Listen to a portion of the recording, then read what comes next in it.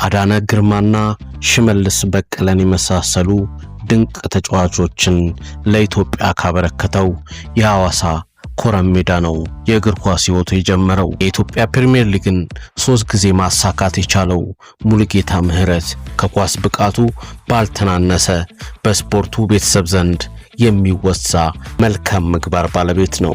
16 ዓመታት የክለብና የብሔራዊ ቡድን ተጫዋችነት ቆይታው አንድም ቀይ ካርድ አለመመልከቱና በዚያው ሁሉ ዓመታት አንድ ቢጫ ካርድ ብቻ ማየቱ የዚህ ማሳያ ነው። የሙሉጌታ ምህረት ስኬታማ የተጫዋችነት ጉዞ የጀመረው በሐዋሳ ኮረም ሜዳ ነው።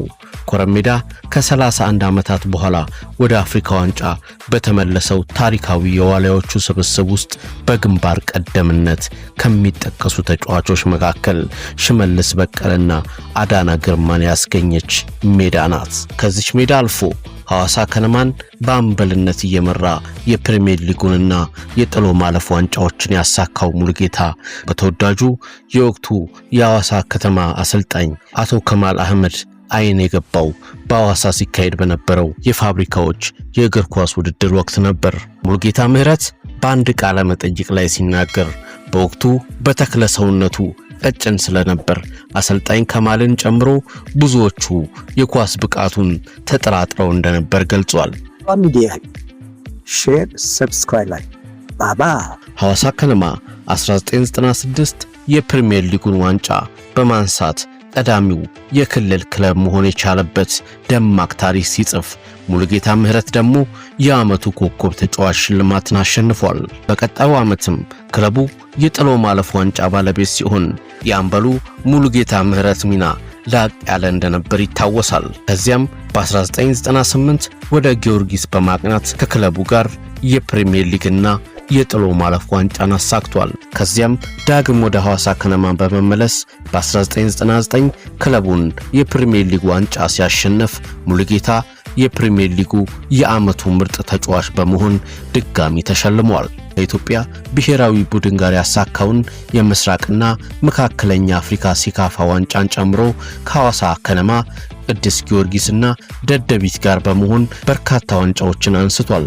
ሙሉጌታ ምህረት በ16 ዓመታት የተጫዋችነት ቆይታው ተደጋግመው ከሚነገሩ ጉዳዮች አንዱ በእነዚያ ሁሉ ዓመታት አንድ ቢጫ ካርድ ብቻ መመልከቱ እንዲሁም አንድም ጊዜ በቀይ ካርድ ከሜዳ የተሰናበተበት አጋጣሚ አለመኖሩ ነው። ቀይ ካርድ አለመመልከቱ ራሱን ጭምር የሚገረምበት ሁኔታ መሆኑን የሚገልጸው ሙሉጌታ እንከር ያለ ጨዋታን የሚከተል ተጫዋች እንደነበር ይናገራል። ምናልባትም ለካርድ እንዳይጋለጥ ያደረገው ሁሌም በጨዋታ እንቅስቃሴ ውስጥ በሚፈጸሙ ጥፋቶች ይቅርታ የመጠየቅ ልምዱ ሊሆን እንደሚችል ይገልጻል። የሙሉጌታ ምህረት የተጫዋችነት ጥብቅ ዲሲፕሊን በአሰልጣኞችና በቡድን አጋሮቹ ጭምር የተመሰከረለት ነው።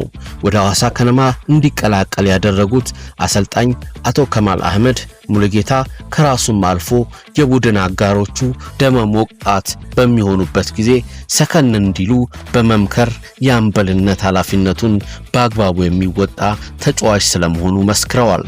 ደደቢት ወደ ፕሪሚየር ሊጉ ባደገበት ዓመት ክለቡን ሲቀላቀል በወቅቱ የክለቡ አሰልጣኝ የነበሩት ውበቱ አባተ ሙሉጌታ የትኛውም አሰልጣኝ በቡድኑ ውስጥ እንዲኖረው የሚመኘው አይነት ተጫዋች ነው ሲሉ ተመሳሳይ አድናቆት ችረውታል። ራሱን የሚጠብቅ ፕሮፌሽናል ተጫዋች መሆኑ ለበርካታ ዓመታት አቋሙን ጠብቆ ለመዝለቅ እንዳስቻለውና ይህም ለብዙዎች ተጫዋቾች አሪያ እንደሚያደርገው አሰልጣኝ ውበቱ ገልጸው ነበር። ሙሉጌታ ጫማውን ከሰቀለ በኋላም በእግር ኳስ ውስጥ የመቀጠል እቅድ ስለነበረው ገና ተጫዋች በነበረበት ወቅት ነበር የአሰልጣኝነት ስልጠናዎችን የወሰደው።